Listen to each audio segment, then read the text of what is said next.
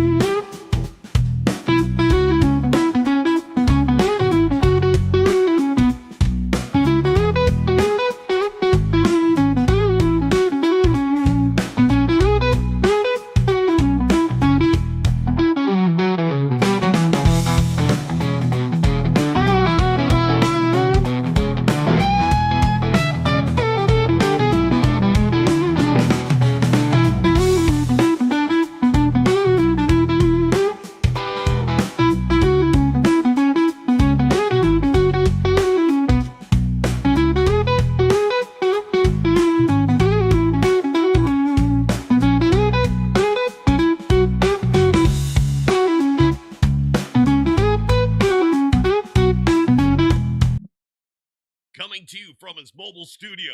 That's right, the mobile Zig Zone in Alameda. Ladies and gentlemen, give it up for Ralph Zig Tycho. Hey, Paulie, thank you. Show number 1, season number 2. That's right, they picked you up. You made it to the bigs. I did make it to the bigs, and not without your help, Paul. Thank you very much for a great year. And I just want you to think, going into this year compared to last year, we have a direction, we have sponsors, we have a certain way about us that we know works week after week. Right. And like I say, the studio is terrific, and I'd like to, before we talk about our show, let's talk about the studio that you own and produce. All right, so they say if you build it, they will come. That's the thing from, right? That's the thing from Field of Dreams, right? So this is our Field of Dreams. We built it. We rebuilt a crackhead's dream. That's right. I can't be sued for saying that anymore. I rebuilt a crackhead's dream. And so what we did is we gutted this old studio. We actually went in and had it exorcised. We had a healer come in and exorcise all the bad demons, including that really bad one demon that we had. And so since then, 3 years ago, it's been 3 years in a month. 3 years in a month in like a few days that we've been here. We've been making it happen. We've been giving people a digital sandbox to come play in a positive, safe environment to be able to create and to show the world what you got. Prove your metal, if you will. And so that's what we've been doing at Ada Studios. You've been here for a year now? 1 year. This is my anniversary. So, I mean, that gives you an example of where we're sitting. This should be, this is your 46th episode. The last 2 were kind of out of order, but that's okay. We're 46 episodes in, season 2, episode 1. And the reason I built this, it wasn't necessarily in my dream, but it was kind of a thorn in my side, Zig. There were so many places where you could come in San Francisco and create. And each one of those entities, and I don't care if this gets taken out of context, in context, whatever. Every one of my competition, I say Edge Studios competition, all of Edge Studios competition is really something different. There's one person that's maybe doing okay, and he's been doing okay for about 15 years. But otherwise, they've had people that have drug and alcohol issues, that have anger issues, equipment issues, management issues. So there was always something else. I couldn't just go in and create. I couldn't just go into a studio, pay my dues, and create. There was always some drama attached to it. So my thorn in my side was all these places in San Francisco, and it's a great place, and we should be able to create, but yet somebody else is always mucking up the works. It's not the creator. And so I built Edge Studios out of frustration, seeing what I had gone through, seeing other people that had gone through the same types of things that I had. And I said, I'm going to build a digital sandbox and include and invite all the cool kids over to play. And not one cat has come in and put a turd in my sandbox. So that's pretty cool. That is really cool. Right. Um, how much does the memory of the way it was at FCC at that studio play uh, have an effect on you on a daily basis? Can you do you get do you get satisfaction out of making it what he couldn't make it because of his demons? Well, I think him and I had two different visions. And I think his vision probably changed throughout the years. I knew the guy when he was unruly, and then he had a stroke and chilled out, and then he got back to his same old self again that he was. So I seen the man through certain transitions. Um, so does it make me feel good about doing different things than he is? We're doing something different. We're doing something totally different. Does it feel good? Yeah, absolutely. Does it feel good that he couldn't and I could? Not necessarily. I think this is something that even he did on a very small level at one point. I've seen a few of his video episodes that he did out of here, and I don't know if that's was ever his dream. It looks like he did a couple of those episodes and said, "Yeah, this isn't worth it," or "It's not what I'm looking for." And I think he really, some of us came from terrestrial radio, some of us came from internet. He was like and I'll give him props where props are due. He was the pioneer of internet podcasting. So when there was dial-up modems, he was making content. So, I have to, let's say, thank people such as him, because without him, we wouldn't be doing what we're doing today. So does it make me feel good? Yeah, sure. We progressed. We've gotten better at what we do. We can help people remotely. I help you remotely. I help a group of veterans in Virginia remotely, because they need to get their word out there. And considering everything that's going on in our crazy, crazy, crazy world, um, we need to give people a platform to talk so that they don't act. Right. Because by the time people get to the point of where they want to create, there's usually sometimes they're frustrated with something in the world. If it's politics or racism, or let's spin the wheel of misfortune and see what we've got this time. But it's that. And so when people want to take up arms, literally, which in this case, my arms is my microphone and my voice, right? So when you want to take up arms, the best way of doing it is this way. It's a constructive way. It's a way where you can get your word out, and if somebody doesn't want to hear you, guess what? They can still turn the channel, right? Has podcasting progressed to the point where AM radio is virtually a thing of the past? I think a lot of things have morphed. So terrestrial radio, AM, FM radio has morphed. Television's morphed, right? I talk to audiences all the time, and I talk about TV, watching TV, and that was such part of the nomenclature us growing up, right? We're going to go home Right. from school, we're going to watch TV.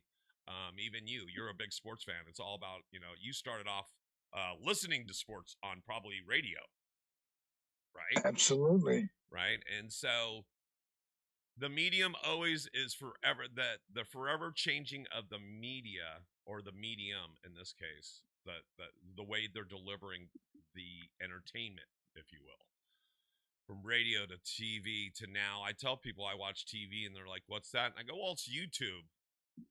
but it was YouTube that had respect for us. Well, what do you mean? Well, at midnight, it would play the national anthem. It'd show the flag waving, and then it'd go for about 6 hours and leave us the Right. fuck alone. And so I liked it when TV had manners. It knew when to shut the fuck up. And so, so do Not this many is of just us do. another evolution of that cycle. Mm.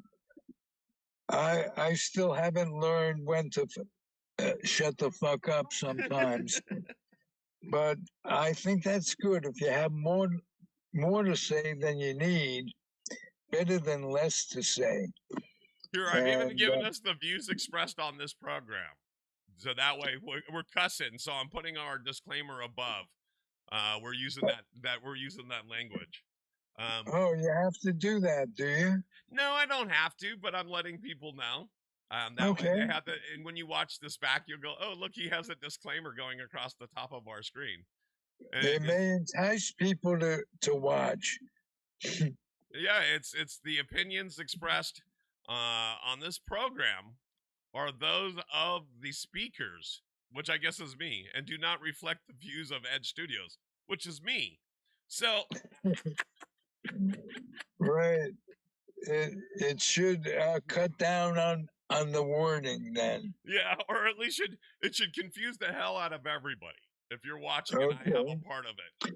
Can you do me Well, a favor? If you have a sun visor, block your right side. okay. Yeah, because I can see. There you go. Oh, we got a big old sunlight. There you go. Better. Thank you, sir. That's perfect. How about that? That looks great. Thank you. Because all of a Good. sudden you were shown through like you were coming through the clouds like you were a celestial voice telling us what's Well, I won't claim that or disclaim that. up. How about? Hey, listen, Paul. Again, we work together so well that I'm looking forward to the day when you say it's okay to rename the show Zig and Paulie B in the Zone. How Right, it about will be that? kind of cool because we did last week's episode. We discussed that, and a portion of our audience got to watch it on Facebook. But now we're actually going to be debuting that podcast next week, which was actually episode 45 of season 1, which will be actually episode 2 of season 2, just to confuse the hell out of everybody. But It we mentioned that confuses last week. me. We mentioned that It, last week, and I like it. I think it's a great idea, but you know, I just don't want to be accused of I got to have my uh, fingers in everybody's pie. well, I don't care I about only have my everybody. I fingers in care my about I only us. have my finger in my wife's pie. Well, I won't touch that line Thank you. I appreciate it. with a 10-foot pole or 10-foot Lithuanian. There you go. It doesn't matter to me because everybody's the same. Right. Basically, and I'm not joking when I say that. Oh, and the light that's coming through is coming from right behind you. So just turn your body, not your phone. Turn your body a little Okay, bit. There you go. Perfect. Thank you. Because it okay. actually was coming through right where your neck was, which is kind of funny. It was kind of Well, like you're literally shining a light upon us. yes, exactly. And just with Hanukkah ending, you never know how much light you're going to get. That's right. So And the miracles, you were saying that, you know, I think you were talking about what we're doing, and you know, I really like what we're doing. I like the product that we put out, and it is a product because I hope that it's not something on a shelf that you need to buy, but it's really great if you guys just want to come along for the ride with us. yeah, We're always looking for people to call in or to talk to us. Matter of fact, if you're listening now, I don't even know if I have the phone line up. But you guys can call the phone line. The phone line is 650-503-3435. Again, that's 650-503-3435. We usually have a nice little graphic that I pop up, but don't have that right here, right handy. But you guys can call. We would love to hear from you. Um, Yeah, we are interactive with the folk. We don't we don't have any like I used to say, we have opinions without being opinionated. So you don't have to worry about calling in and getting a rebuff or anything. We just want to talk to you and chat, find out what you like, what you don't like. So if calling in is your thing, we'd love to hear from you. Absolutely. Okay, let me get to this show a little bit. Um, we were gonna honor. We're gonna have to put this off. We were gonna honor the memory of Ricky Henderson of the A's, who just passed, Okay. and I haven't been able to touch bases with Nancy Finley, and I was able to schedule um, Mike Heath, um, who um, has been a terrific guest over the years, Right. as has um, Nancy way back when we were a podcast and not a video thing, Right. An audio podcast. Right. an audio podcast. Well, Mike couldn't make it. He would have made it earlier, but we have scheduling problems at the studio. So Are we'll we put going to it have off. them in next week, or what are we doing with them? Uh, let's try to get it for next week. I don't know if Mike has an ongoing Tuesday at 11 our time. He's um, he's an amateur coach and works in an academy, and he has students that value his big league experience. Right. He is a he is a terrific guy, and as a matter of fact, I announced this week that my book, my upcoming book, the second book, is called "Loving Baseball When We Were Young," and Mike gave me a terrific interview for that book, and he's going to get a chapter when it finally goes through. It looks like it's coming in for a landing. I have 70 interviews, podcast interviews that are basically going to be chapters of the book. It's going to be a long book, Now, are you but how are you doing that? Are you doing it? You're transcribing them? transcribing them and getting an editor to make the, just like George Grimm did, make my podcast into a book. Okay. And I've got several leads on that, so I'm excited. But it shouldn't be difficult in editing it because, unlike the first time I did a book, I I have the interviews with the right topic. Right. So we're very close, and I'm going to do it on Amazon again. Noel Hine, whether he knows it for sure or not, is going to like last time um, had to go between Amazon and me, and I'm really excited about that because I'm running out of time, so I have to complete. Uh, when I say that, I'm 78 years old. I've got to complete as much things as I have going, just to be realistic. I mean, it doesn't have to be more mortality. It could be just slowing down or this, that, and the other thing. And I haven't slowed down. And I'm going to get as much accomplished in this here lifetime because it's the only one we have. And so I'm really excited about that. And I just don't want to be bored. That's I'm changing the camera because you got that light behind you again. Oh, there you go. There you go. There you go.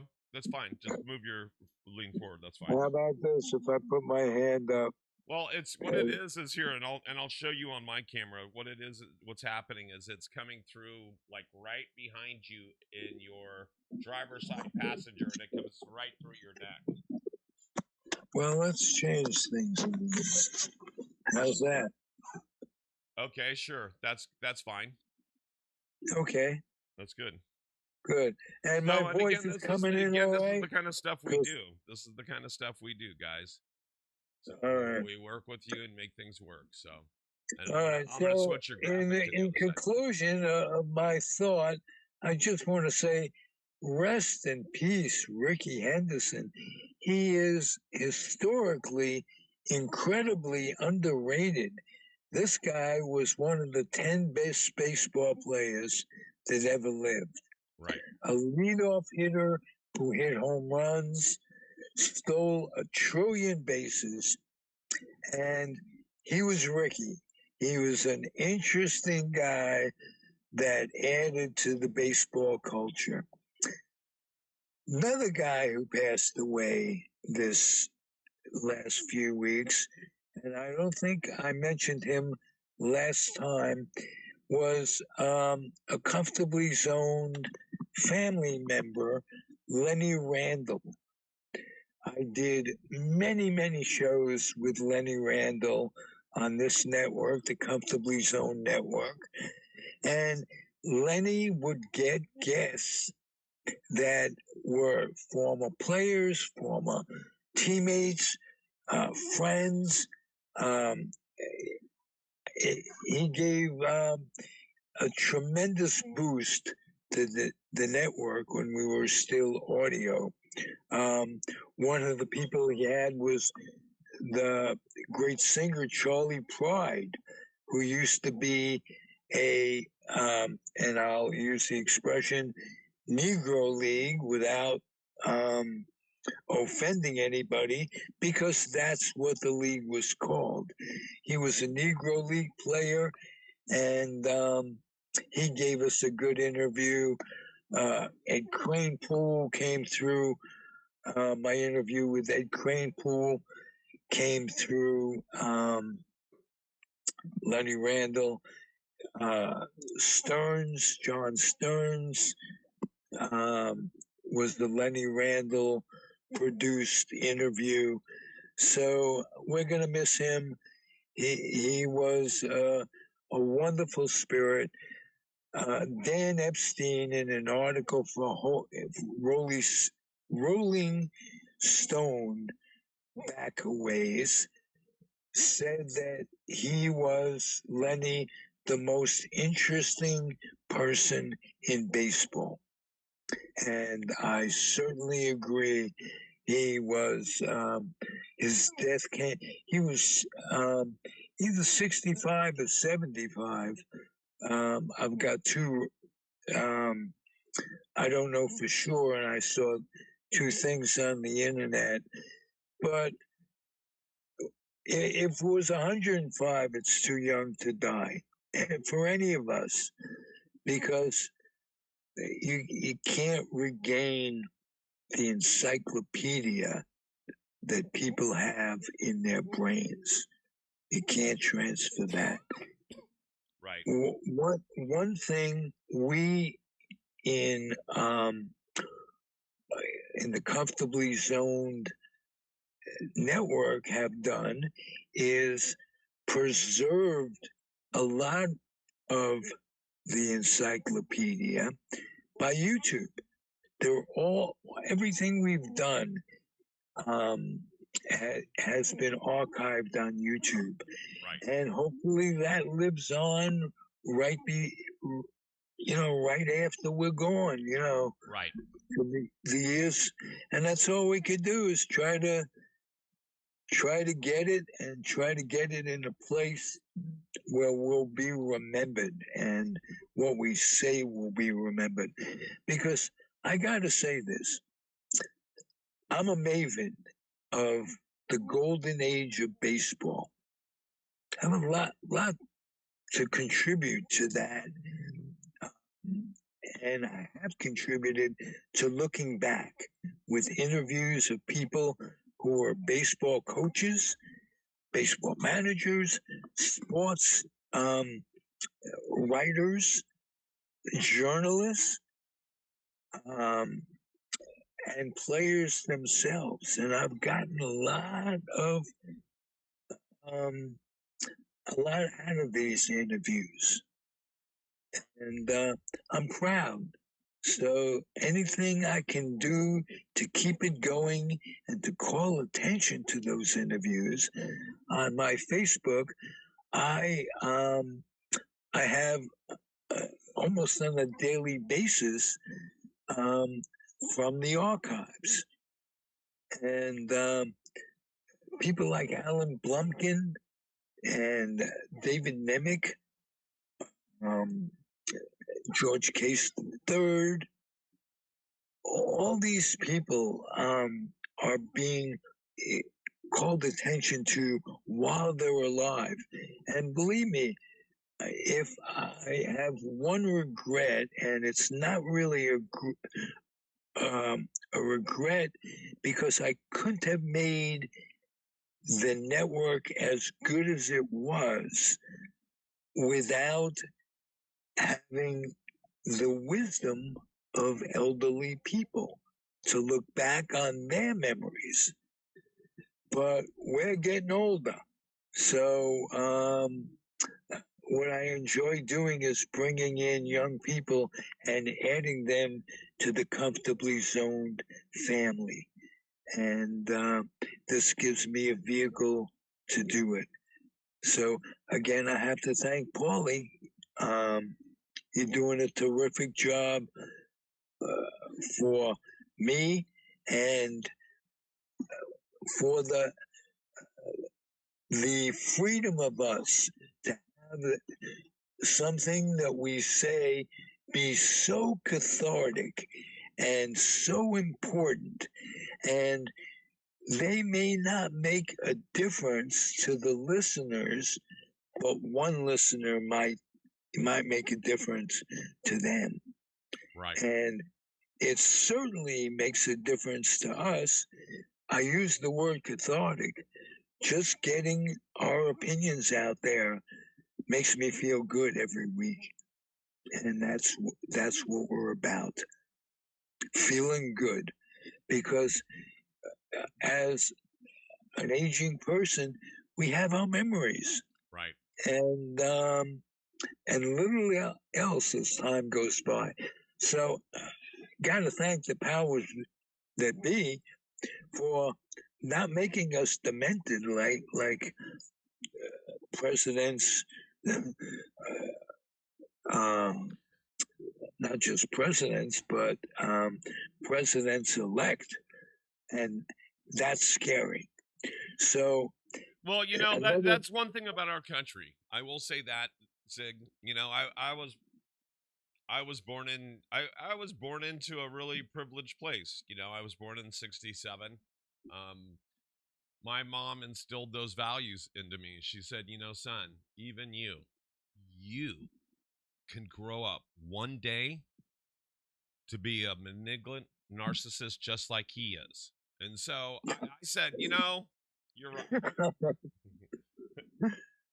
This is a great country when I can be just as much of a narcissist as you can. So aspirations, though, are everything.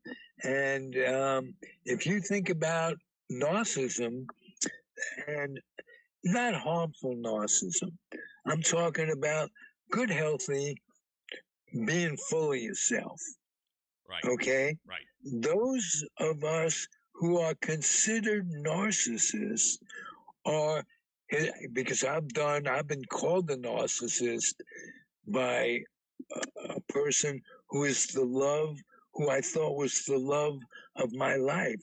So I looked into narcissism and found out that narcissists are much more successful than non narcissists, if you want to just look at it from that way. Yeah, And yeah, because they're focused on them and right, advancing. and there's a fine line, and we've talked about this before, between hedonism and narcissism, and it confuses people. And out of jealousy, um, people get labeled sometimes. That person um, didn't like me enough, so they must be a narcissist, for instance. Right. Um, I don't know, but there's I am what I am, and if I like to think of myself as a hedonist, don't label me. Don't label me either way as a narcissist or anything else, and I'll be happy. Just accept me for what I am. I am gray. There's a lot of good things about me, like with everybody, and a lot of things where I leave something to be desired. And but you know what? I am what I am, as Popeye would say. That's all that I am. Well, there you go. Ziggy the Sailor Man, or Ziggy the Air Force Man, because I was an Air Force guy, by the way. And that's what brought me to California.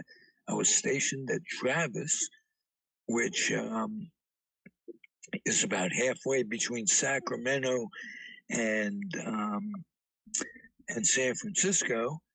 And I got to spend my entire career, as it were, career at Travis.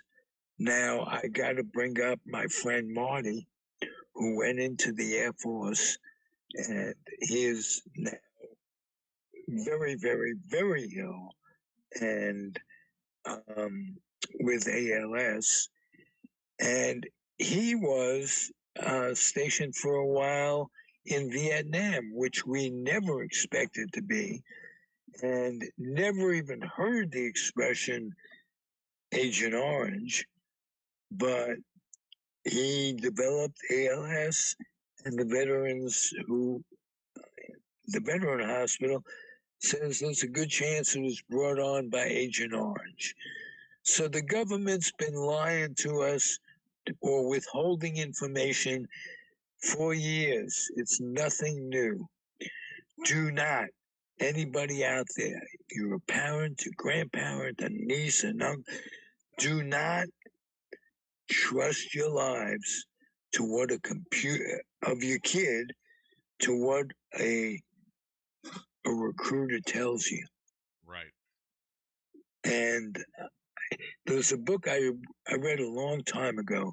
It's called Johnny Got His Gun. It was a protest book from the 30s. And I think I highly recommend anybody who's considering a career in the military for whatever reason, have your kid read that book. Right. And it's I won't ruin it for you, but it really made a difference. When I joined, it was to, and Marty too, is to basically because there was a war going on, the Vietnam War, and I enlisted for more years. I enlisted for 4 years instead of being drafted for two, because if I was drafted, I would have gone over as a combat um, person, definitely going over to Vietnam. So there were a lot of things that I was displaced from my home because of that war. New York was my home. If I were going to live anywhere else, San Francisco included, which is basically this area is much better than New York on certain levels. Climate, this, that, and the other thing. But I would have preferred to do it voluntarily and not be forced into it. So even though I only spent 3 years, 3 months, not 3 years, 3 months rather than four in, and I got to stay in California, I oftentimes wonder what my life would have been in New York and whether or not I would have made a conscious decision to leave. So you got to look back with some regrets, and you got to look back on with did the best I could, and I lived with the results. I made the decisions then that I thought, or I wouldn't have made the decisions. I thought at that time they were the right ones. So life is strange. Um, Paulie, what kept you out of the service? Um, that's a great question. Never was really interested in serving. Not that it's not a noble thing to do. Um, There wasn't a draft going on at that I point. grew up during the Cold War, and when I came of age, I mean, we were all about stopping nukes, and I was on that side of the battle. I was on the side of that we don't want to annihilate each other on this planet. And so I never wanted to volunteer for service, that's for sure. And again, it's not that it's a noble thing because we definitely need people that are going to protect us. So that's not the issue. I guess it was that I didn't think we should be at war with certain people and certain things. And it definitely shouldn't have been an arms race. And how many explosive things can we accumulate? Isn't it interesting that we need protection from ourselves more than anybody else at this point? How did it come to be? How did it come to be that this man got reelected? And I keep going back to that, and we've talked. It's a woman voting for him is, what with Roe v. Wade disappearing and this Well, Hispanic yeah, well voting for him. that's like saying why is he getting the women vote? Why is he getting the people of colors vote? Why is he getting the LGBTQ vote? And I can give cite examples of all these things. He's definitely been racist. He's definitely been against LGBTQ. Even military. He's even been anti-military. So how is he getting all these votes? I don't know. I think what it is what do they call it? He really EBC? he really hit America's sensibilities when it comes to the dinner table conversation. And what I mean by dinner table conversation is the price of goods, the price of inflation, stuff like that. And so I That's think that's all. how he won. You know, the price of chicken That's or the all I price of can eggs figure. or we And need what toilet paper to wipe our he butts. won without having a solution to fix all those things Oh, he hasn't that fixed them, but were he's proposed that he's going to. Even right now, again, he won on I think he won on uh wow, look at the amount of inflation that Biden and Harris has brought you over the last 4 years, da da da da da, which is again post pandemic. We were giving out money like we didn't have it because guess what? We didn't fucking have it. So there was a lot of things there, and but now he's really here. He hasn't even got into office. He's been elected, but he hasn't got into office, and he's actually starting to appoint people, which is smart for him, bad for us, but smart for him because he went through like half of his term last time and had half of his cabinet was not assigned. And he was writing off people that were from the original or from the previous administration. And so,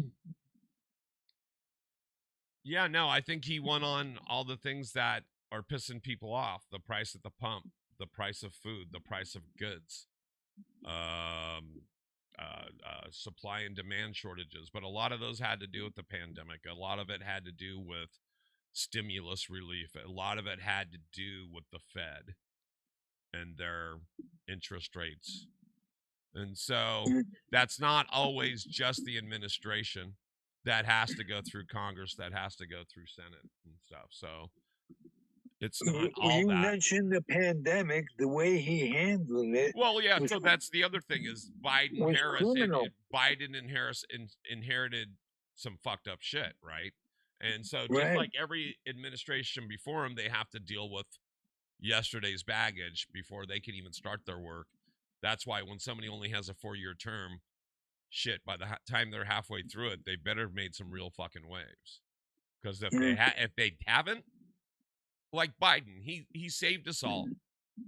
He made things a lot stronger, like unemployment and stuff like that. So he made certain things better, but it wasn't enough.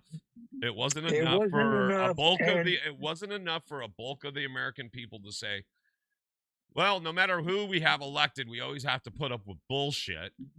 So let's go ahead and put up with this guy's bullshit because at least he's going to bring, the price of gas and chicken and stuff like that down.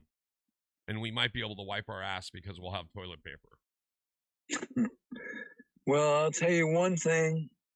Uh, I'm glad you put that disclaimer up. I wouldn't want Here we go people again. to think. There we go, folks. I wouldn't want people to think that there were no asses to be wiped, and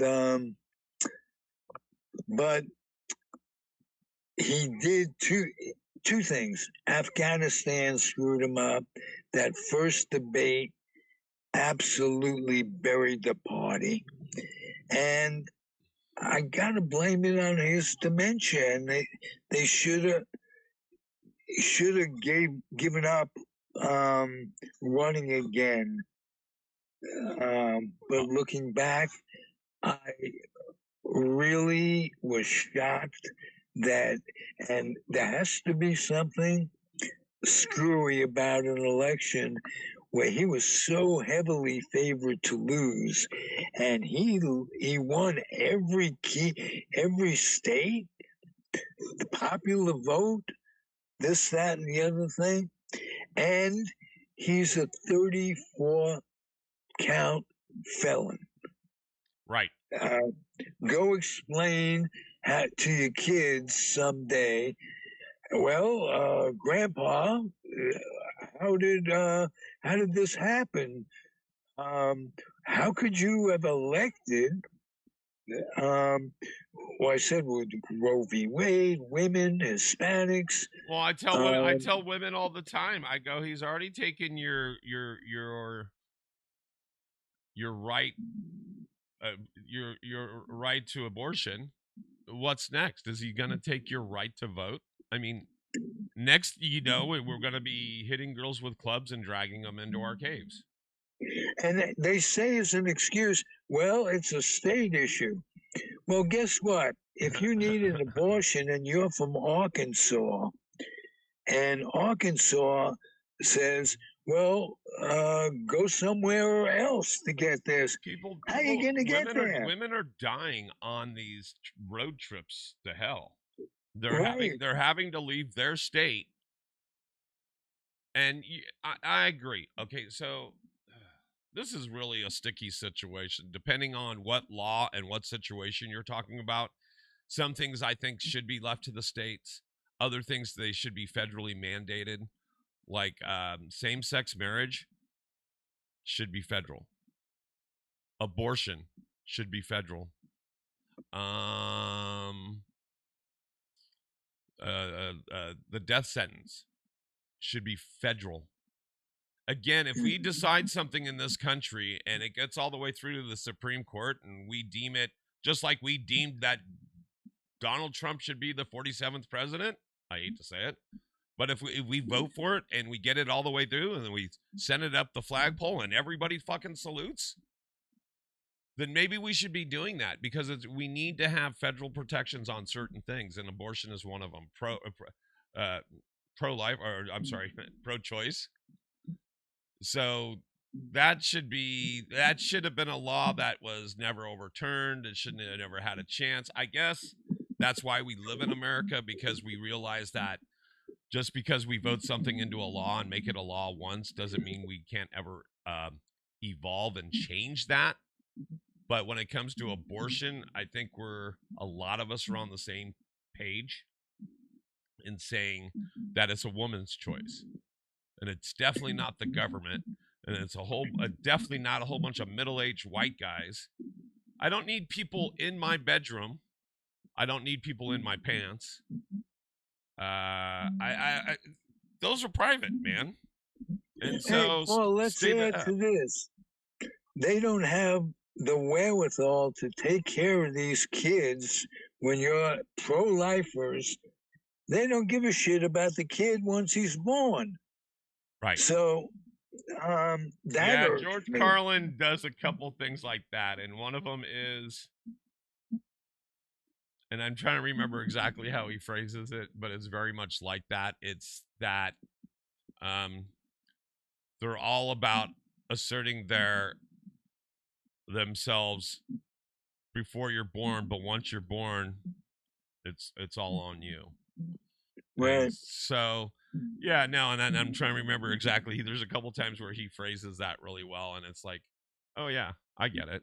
But again, some of these things should be federally, some of them should be state, but things like abortion laws, I think, should be federal. I think same-sex marriage should be federal. I think death penalty should be federal.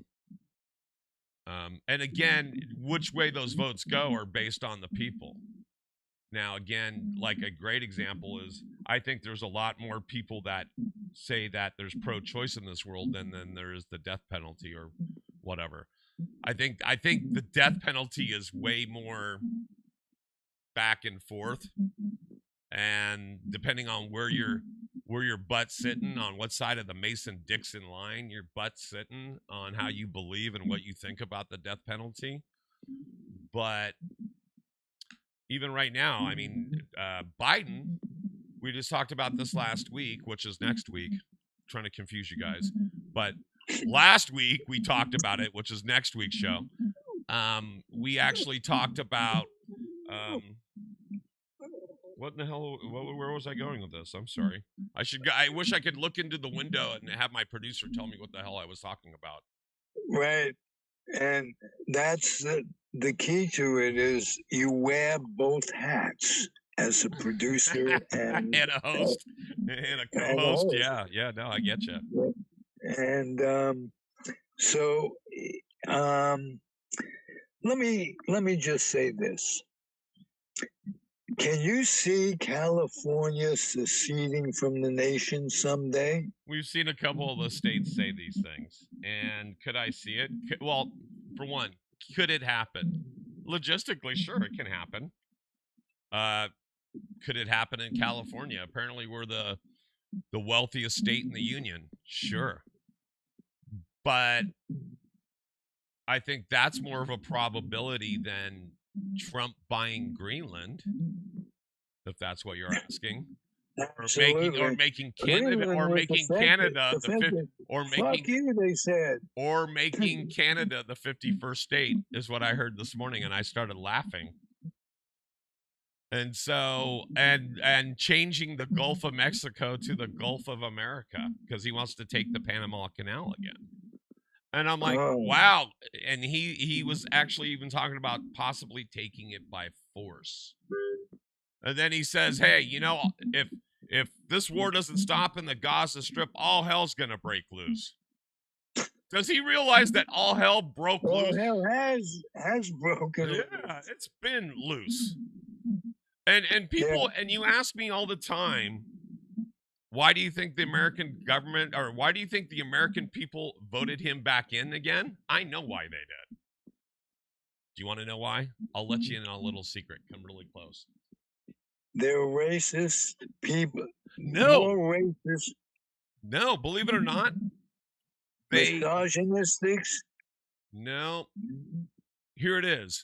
And I'm going to steal a line from the movies. That's entertainment.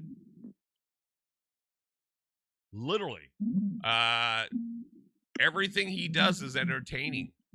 Everybody, he had a great following as a reality TV star on The Apprentice, or what I like to call The President, because that was really his foreplay his foreplay to becoming president, and people ate it up with a spoon. And Hey, I'm no exception. I didn't vote for him the first time.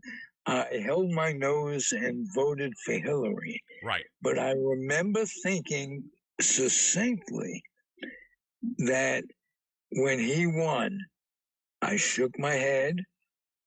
I thought of two things: the Supreme Court, so I knew it was checkmate for the country right. at that point.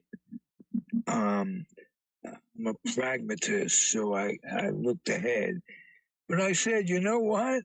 It's going to be some good theater. No, it wasn't good theater, believe me.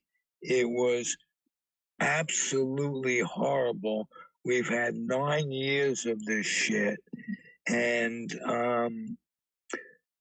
if anything happens to him, Vance is right around the corner to be worse.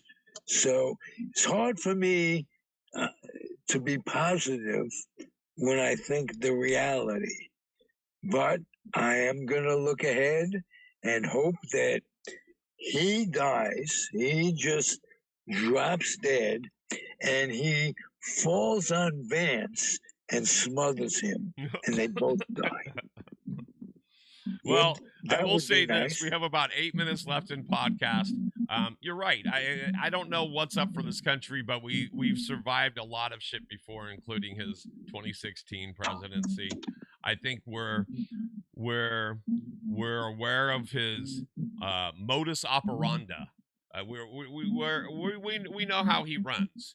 So hopefully the checks and balances in our country will be well exercised. But also, I And hope that they're let's hope the ACLU can come through. I think that can be they can play a big role. Hey, look, let's talk about. We only have a few minutes.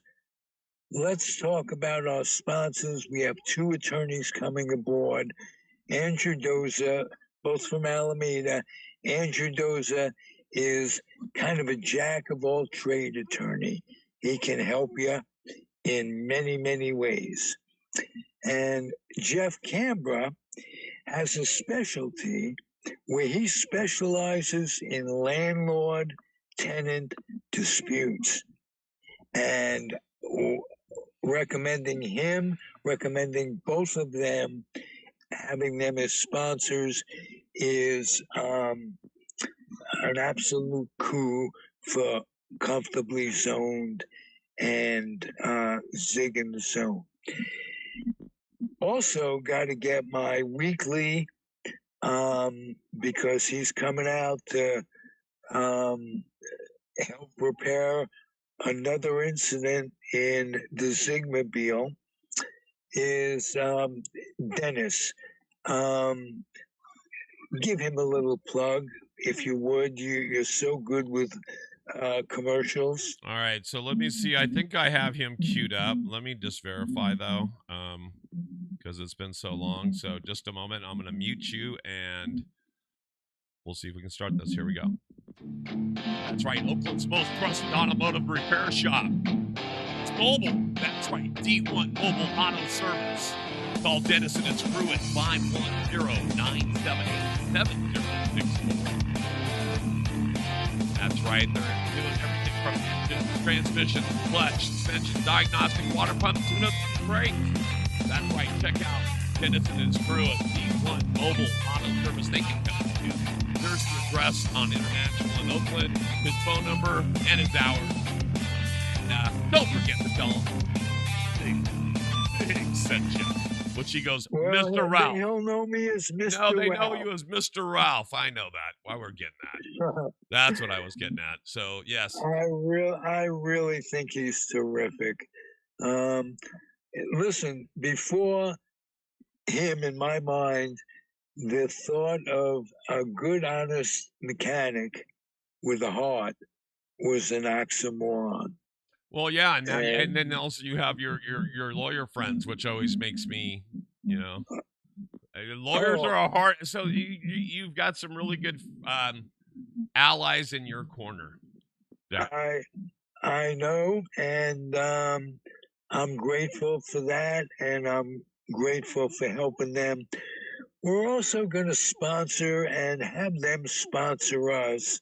Is Melody's Club? Tell us about that. Sure. Let me give you a quick little overview. And I want to grab the notes before I start spouting off about Tokeland seniors. And I'm trying to get me something now because you like to do this on me. You like to spring stuff on me. I love it. So Tokeland Seniors is a group of seniors in Oakland, California. They meet once a month. Believe it's on the third Friday, and Melody is the Pied Piper to the seniors, literally leading them to the promised land. So let me see, Tokeland seniors. I want to give you more stuff to talk about. So it's the Tokeland Seniors Canna Club. You're gonna make me do it. They usually they had their holidays extravaganza, but they're actually hosted, or I'm sorry, they're sponsored by Rooted, which is a club in the 510 on Telegraph, 4444. That's four fours. Hey, that's pretty good. 4444 Telegraph in Oakland, Rooted. But the Tokeland seniors, um, they've been helping seniors for a long time as a social club, and I forget how strong they are, but they you can see them at Rooted 510 on Instagram. You can check out their Facebook, and again, it's Tokeland, so it's like Oakland with a T apostrophe in front of it.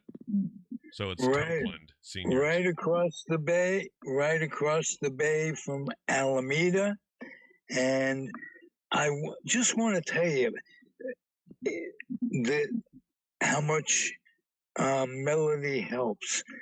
You have to remember that all the years when cannabis was illegal, people grew up into their middle years and their senior years law abiding citizens, a lot of them. I mean, I've been smoking and been a scofflaw all my life, buying, selling. Uh, that that is, I come to find out, wasn't the norm. The way people go through life.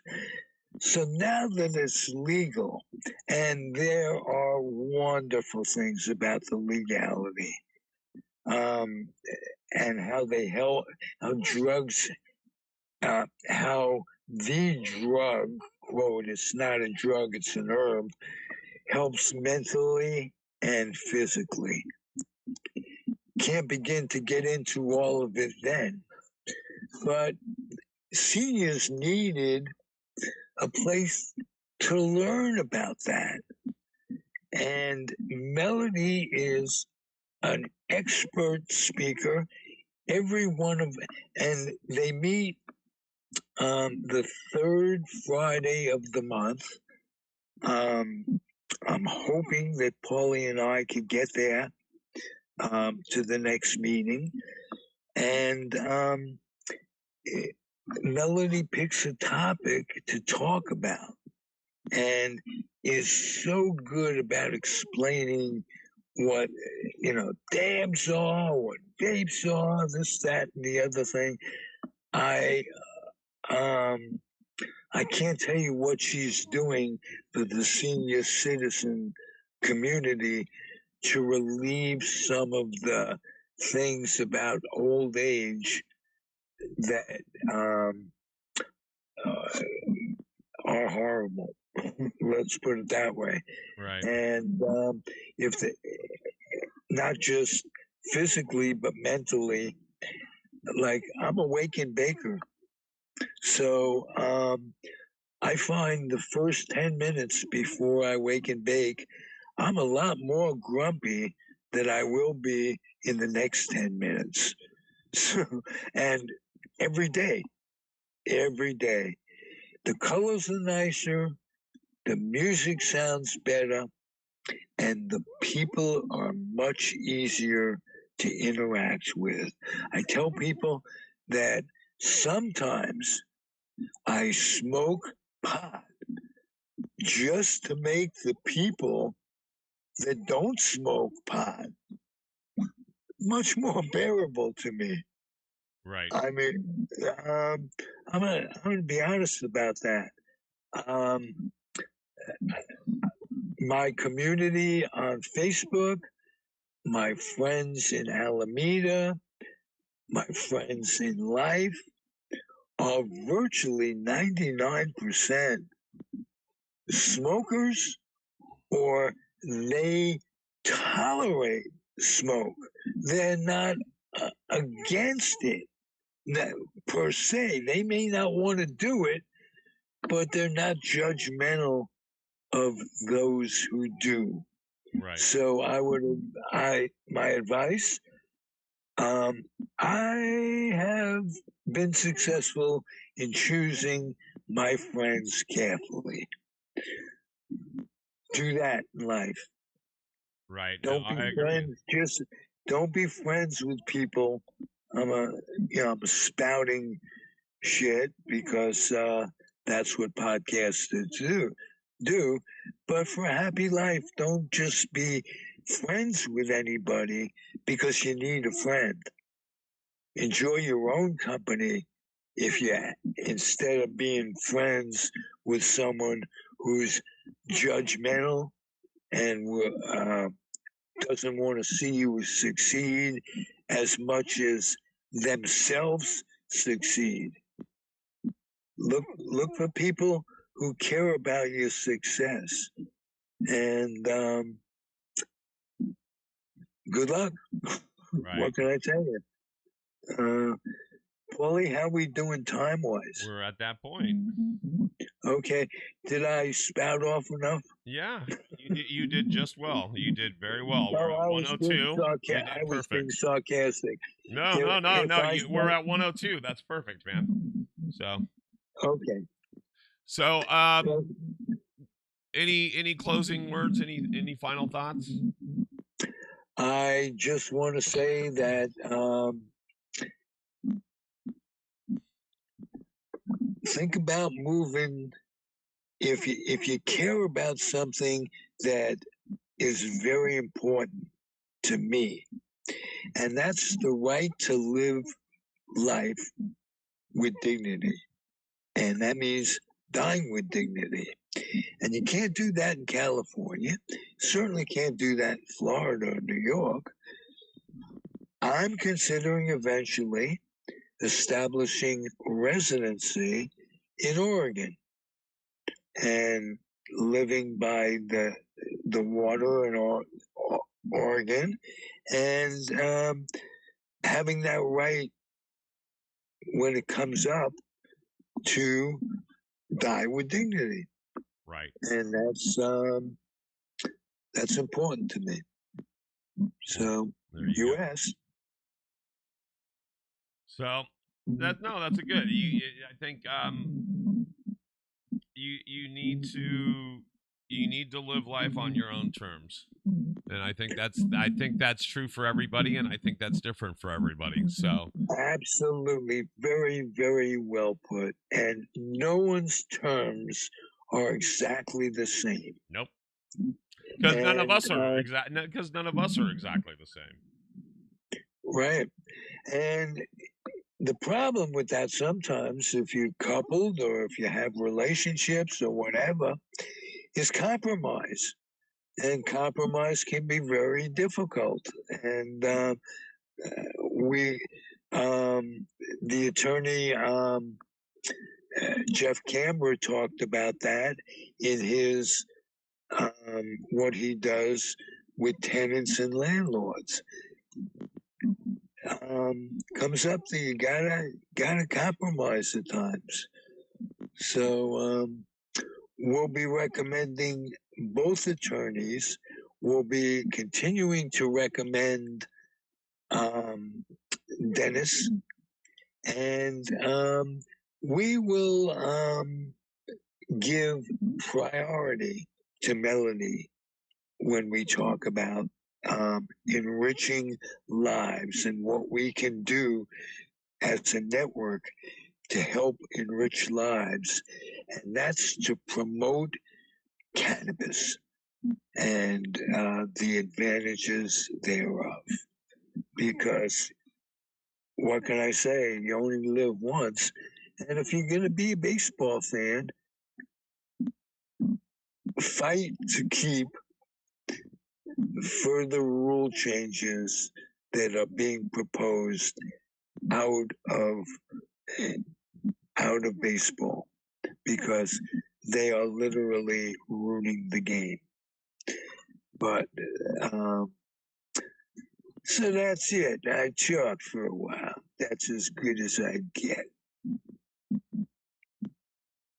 Right. Okay. All right. All right, man.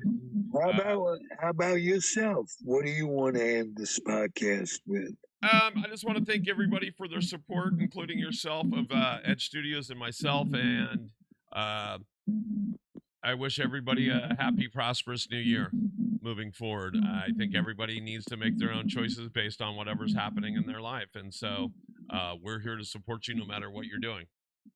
We appreciate you following us on this ride. It's never as fun taking a road trip unless you bring your friends along, and that's what we've done here at Zig in the Zone, is we brought you along for the ride, and I'm glad you're kicking it with us, and we're just going to keep cruising down Route 66 of life and reporting it as we see it. And hey, and they bring us along for their ride too. Yeah, that's the other thing, is reach out to us. Let us know what you're doing here at Zig in the Zone. Go to the Comfortably Zoned channel on YouTube. You can go to the Comfortably Zoned network on Facebook. Send us a message. Let us know. Make a comment down below wherever you're watching this podcast. We'd love to hear about whatever you got going on. We'd love to include you in on the zone. And for myself, go ahead, Zig. Real quick, I want to talk about the recovery of Jerry Feidelberg, slowly but surely, the recovery of George Grimm. These are our family members. I want to just say, think about you all the time, along with Mert. So there you go. All right. So all of our best goes out to the entire Comfortably Zoned family. For myself, the Zig Man, we're out. We'll see you next week, and next week is going to be our little show from the Valley and Alameda, and I'm apologizing now because Zig's audio is a little low, but we can hear him nice and clear. All right, you guys, for myself, the Zig Man, we're gone. We'll see you next week here in the Zone.